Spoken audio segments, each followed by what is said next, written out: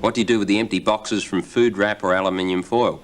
Don't throw them away, keep them, and use them to make the game of marble bridges. Now, how do you do that? I'm glad you asked. You start with a pair of scissors, and you completely slice off the lid of a box. Done. And then you paint the box. Now, this part isn't absolutely essential, but it does make the whole game look a little prettier. So with your trusty can of paint, and in a safe place where you're not going to spoil anything, maybe outdoors on a clear day when there isn't a lot of wind and rain, just spray all over that box until there's a nice even coat of paint and let it dry. Well, you might guess, I did this yesterday with another box, and it's now clean and dry and ready to be made into the game. You'll notice that what I've started to do on this side is to cut a series of little bridges there. 2 to go, so I'll do that now. Complete the set of bridges. You might want to count and see how many I've placed there. You notice that there's an odd number. That's quite deliberate because I want the highest score to be right in the centre, and the highest score in this particular game is going to be 10. And then I'm going to place other numbers above the other bridges. The whole aim of the game is to roll a marble under the bridge. When you do that, you score the number that's written above it.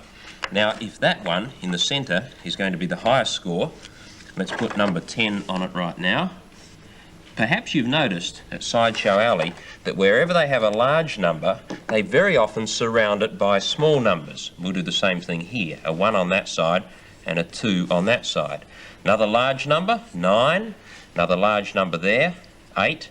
And then over on this side, we'll put number 3, and that side, number 4. So if you look at them, you'll notice that we have deliberately alternated large and small numbers.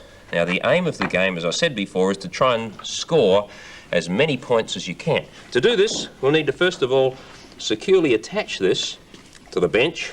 Piece of plasticine on that end, piece of plasticine on this end. Press it down on the bench, and then I need a contestant.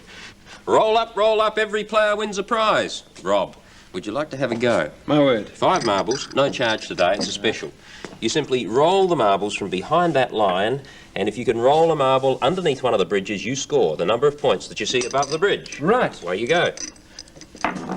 10 points, magnificent.